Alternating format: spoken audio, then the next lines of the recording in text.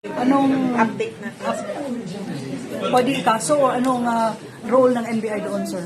Ma'am, the role of the NBI during that time, during the alleged standoff, pumunta ako doon mismo sa area because of the request of both parties no, nung nag-aaway.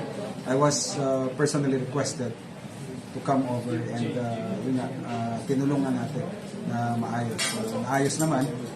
I went there at around 1:30 a.m. Then natapos yung negotiation at around mga 5 or 5:30. So may liability sila, sir, na kakaharap din? I am pretty sure meron, no? Because based on my personal investigation during that time, itong maraming mga tao na pumasok, when I asked them about any papers or documents they're handed with, why sila pumasok dun sa area, and they cannot present any. So I'm sure with that, trespass is very glaring, no? Very clear. And on the other hand, yung pagbasag ng mga salamin and pag-spray doon sa, I think, members of the police or auxiliary man, that's another violation. So kakasuhan natin sila? If the officers and members of the Agdao Multipurpose Cooperative will be filing a case against them, our office is willing to help them kung sa amin ipapile ng kaso.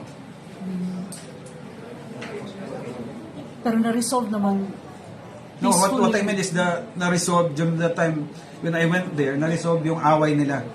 Kasi during those times, nagkaroon ng standoff, no? Merong mga suntukan ata before I arrived. Yung basagan ng mga salamin doon and merong mga sigawan. So when I heard about them personally, they're requesting me to come over para mamagitan doon sa ano. So I went there. Police o kamo ang nauna? Nauna yung police na nag-respond, no? Naunang police na nag-respond.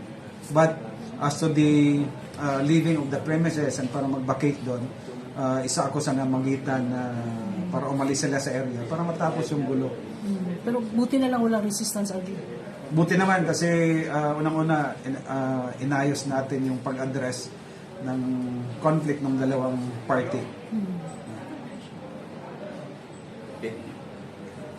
Other issue kung sa pag-iisip about tong panahon, sa Birth certificate.